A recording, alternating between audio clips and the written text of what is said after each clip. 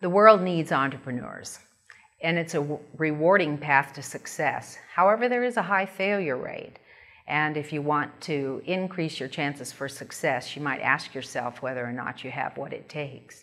For example, are you action-oriented? Many people are talkers. They have the great ideas, but they never seem to be able to put them into play. They seem to have a million excuses for why they can't do it right now, but they're going to do it in the future. On the other hand, entrepreneurs are disciplined in their planning and in their execution, and they do get things done. They're good with people, but they're also self-reliant and are able to do it on their own if necessary. How are you at handling risk? Entrepreneurs are the ultimate risk takers.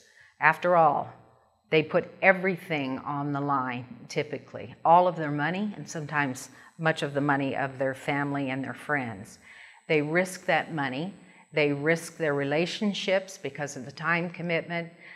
So it's time, money, relationships. And when those things are on the line, you're going to work much harder to succeed. How are you at handling failure? Entrepreneurs don't enjoy failure, certainly. I don't think there's anyone who does. But nevertheless, they don't view failure as devastating.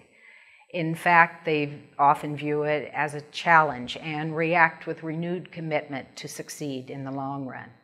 We're fortunate to live in the United States, where we have a culture that does not condemn people for failure. In fact, we tend to react with responses such as, well, good, at least you tried.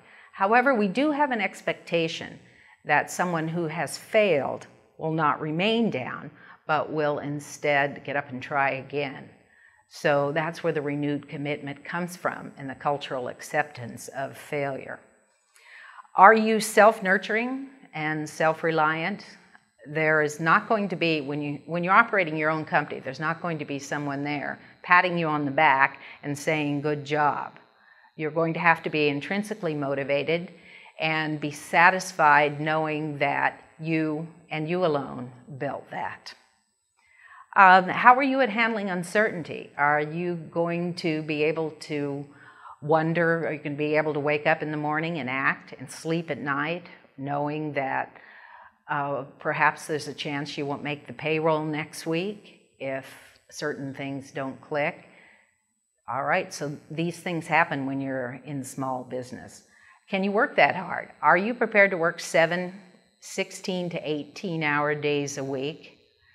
If you're committed to your goals, you will do that, and you'll probably enjoy doing it. After all, you're the one giving the orders. You're the one in charge.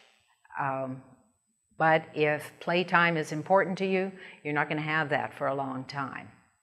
So entrepreneurship might not be for you.